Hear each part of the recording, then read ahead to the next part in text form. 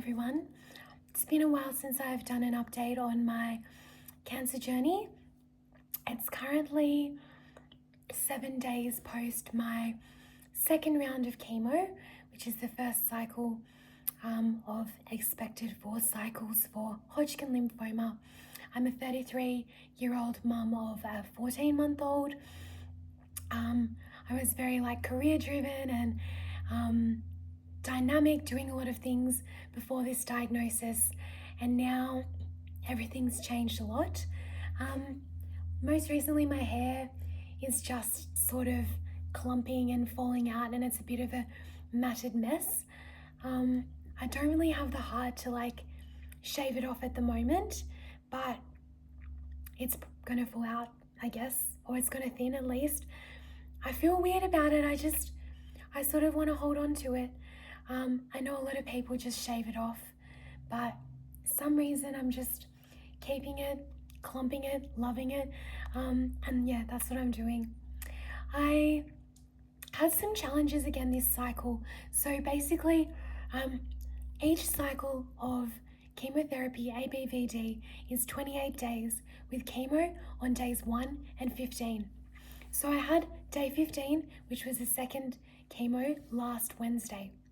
When I had that, the first few days are okay because you're on a steroid, but then I just noticed about day 4 or day 5, I get these heart palpitations, which is really confronting and really full on. So that's been a bit of a concern for me, and yeah, it was a bit scary. I had it the first round and then I had it again. I only found that a drug called Targan or Endone was sort of what helped and calmed it down. I could also put a heat pad on my chest, or I could have some Panadol or have a warm bath, and that seemed to help. Warm baths have definitely been helping. But the last few flat days, so yeah, day 4 till 7 in the cycle, I just I'm just so fatigued, feel like I can't do anything. I'm feeling a bit fatigued tonight, but I did have energy today. And last night I woke up at midnight and I had a burst of inspiration, and I just felt I knew my purpose. I knew why this had happened. I was I'm going to write a book about this. I'm going to turn my journey into something meaningful. But I've definitely had days lately where I haven't felt that way. I've sort of recorded some videos. I wrote some posts, shared some stories about my journey, but then I waited a while to share them. So on Easter Monday, I had a hard time in the emergency department, and then that was probably the lowest point so far. And so I wrote a poem called Next Easter, and it's just about all the things I'm going to celebrate next Easter and how it's going to be different, and I'll be cancer-free, celebrating with my daughter. And I was scared to sort of share it. It's quite deep and meaningful. It does reflect on a time in my life where, at that moment, I felt like I wasn't going to make it. But I shared that online, and I shared a couple of other stories. I asked people, what they want to hear about cancer. And I found that everyone's been so supportive and lovely. People want to know, how to support someone with cancer. What are the practical things they can actually do? There's been a few books that have really been getting me through this time. And I'm going to make a post about that. One in particular is called Life is Tough, But So Are You by Bryony Benjamin. That one's really, really good, and it's helped me a lot.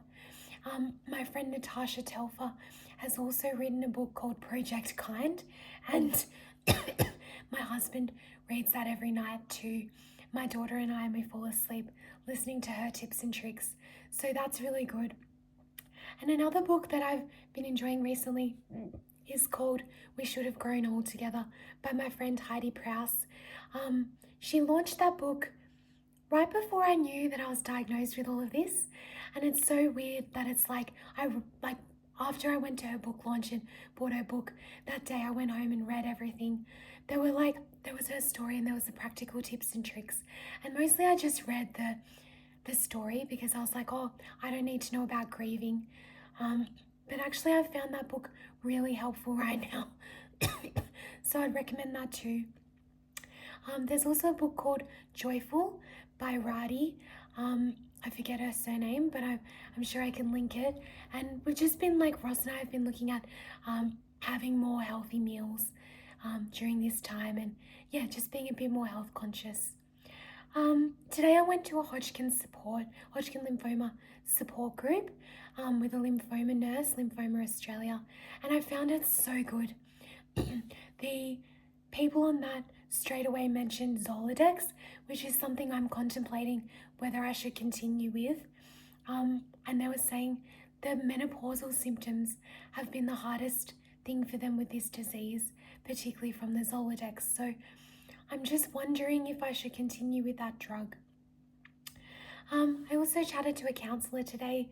I've been able to access a counsellor through the employee assistance program at my work, and that has been really, really good. Her name's Mary, and she's just the exact right counsellor for me at the right moment. Today my in-laws looked after my daughter. That was a big help. I was able to get a couple of small things done around the house, and that motivated me a little bit, but I didn't really get much done, to be honest. I put a bit of pressure on myself and said, why haven't you got things done? But I have to just remember to be graceful with myself in this time. I think the hardest thing the last couple of days has been this chest pain and heart pain. When I get those pains, it kind of scares me because I've never had high blood pressure or a high heart rate, and when I just feel that coming on, it feels really unnatural to me. Yeah, I do feel like I've had a lot of support.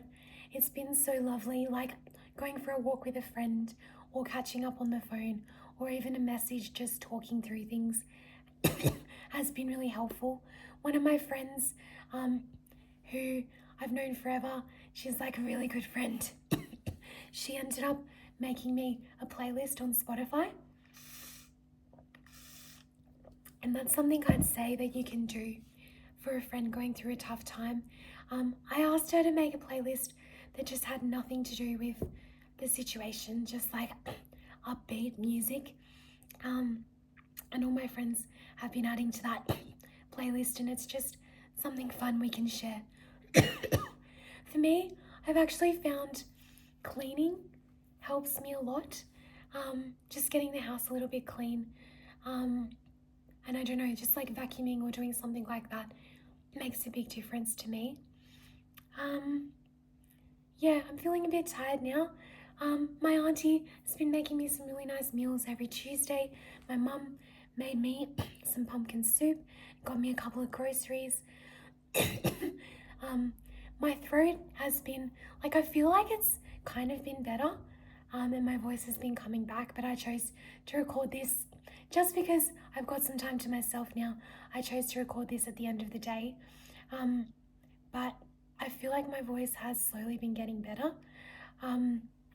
I went to see an ear, nose and throat specialist yesterday, and he said he thinks with chemo and time my voice will come back, but he did say there's options to get an injection with a silicone in your throat.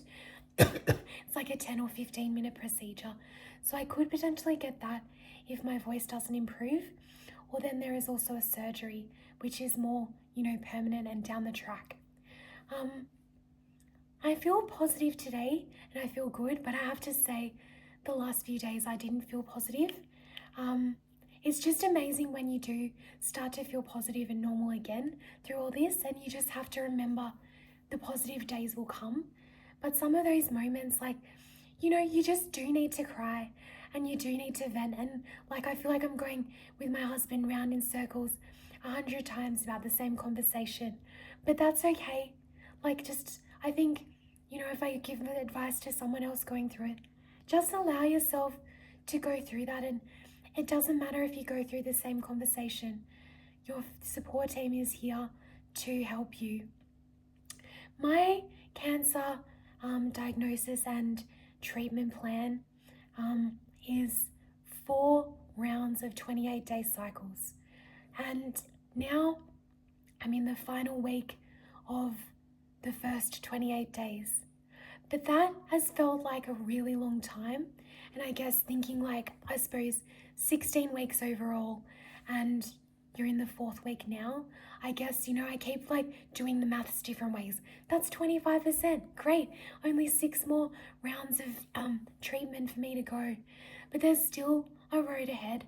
And on the Hodgkin lymphoma support group today, a lot of the people there were post-chemo, and they were still finding it hard. Like, they were 3 months out and they were still having challenges and symptoms and things like that. So it is a long road, and I don't think, like, even though it might be 16 weeks of treatment, in the best case scenario, and like, you also don't know, like, you hope for the best, but you're conservative, optimistically conservative, I guess, or conservatively optimistic, I'm not sure which one, but you just keep trying, you keep staying positive, you keep going. If you can get out to go for a walk, then that's a good day for me. Like, after chemo, I usually feel okay for 4 days, and I was able to go for a walk with a couple of friends, my husband, my baby. One of my friends was so lovely, brought me some groceries. One of my friends took the afternoon off work, and we just went for a walk, and we had the best conversation, like one of the best conversations of my life. And we talked about spirituality and faith and the meaning of life and having children. And I'm so blessed to have these people in my life. And so, maybe I have a lower day when I don't think about all the things to be grateful for. My psychologist recommended doing meditations, but I've been finding it hard to do meditations when I have chest pain. I find that I end up watching random YouTube videos or random Instagram videos, and that doesn't help me. So I need to remind myself that and sort of leave the phone in the other room, unless I'm like listening to a meditation or chatting to a friend, or listening to music. Like, there's a few exceptions to have the phone, but looking at a phone does not help me. And I know that, but then I end up watching a random YouTube video about going to a restaurant tour of a place in London. And sometimes that's fun, but sometimes it's not helpful. I think as well it's a balance with sharing my journey and putting everything out there, but then also getting the feedback. I find it overwhelming getting messages from everyone with so much love and strength and support. I feel like humbled by it, and I feel there's so many other people going through these things. And like, I don't want to make this all about me. I want to make it about a journey and how to overcome it, and hopefully help someone, and also to share what it's like in that raw moment, because I think there is information out there about people once they've been cured, or there's medical information, there's people sharing their story, but I just haven't seen the same combination of people that have faith and strength, positivity, going through it in those moments, talking through the hard moments, but also getting through it, and also just living the day-to-day, like, showing their hair, showing them, like, it's kind of matted, but that's how I feel right now, that I want to hold on to it. Been wearing my glasses a lot more. I usually wear contact lenses just to show you what I look like there as well. Yeah, I did have a blow dry booked in. You can tell my words are not as eloquent as I usually am, and I think that's the brain fog. But I have a blow dry booked in on Friday, but I don't think I'm going to be able to go, because if they wash my hair, it's probably just going to all come out. And I don't want that. So some people said just don't brush it, don't wash it, and it'll stay longer. So maybe I'll try that. I feel like the hair thing is a really big thing for a lot of people, but sometimes when I think about it, I'm like, it's just hair. Like, I've got my matted little thing that I've got going on, and that's working for me. I think there might be a moment, if I feel like if I shaved it off, almost, that would be more confronting for me. That's kind of, a little 101 of what I'm thinking. Day 7, post the second lot of chemo, or yeah, I guess I'm technically my day 22 of the 28-day cycle. I'm really considering whether I should get another Zoladex injection or not. I just can't find enough concrete evidence on whether Zoladex helps fertility or not. And one of the people today at the Hodgkin lymphoma support group was saying they went onto a call with a specialist, and the specialist said there's inconclusive results. I think the trial results are just so small, but I do really want to have another baby. I do really, that's my heart's desire. I have faith that I will be able to have another baby, and I have faith that I'll be able to not take the Zoladex, because I just want my body to be in the best position it has to heal. I have been talking really kindly to my body. I'm really proud of my body for all it's achieved, being able to bear a child, and now being able to heal from cancer and go through this treatment. I'm amazed by my body. And I think as women and as people, we don't say that enough. So a bit of a different perspective there. Yeah, this was all a bit random. Sat down in the lounge, had a bit of a chat. It's all in the middle. It's not very, structured, but sometimes I just, I overthink things. I want it to be a perfect video, or I want to put the perfect content out there, and then I never post it because it's never going to be 100%. So something I've learned with cancer is you have limited time. So just put things out there into the universe and it might help someone. And I think the rawness and the authenticity is really welcomed by a lot of people too. That's all for now.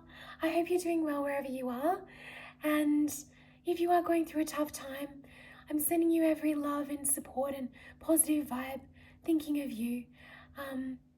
You're not alone, but it can feel lonely, and I acknowledge that.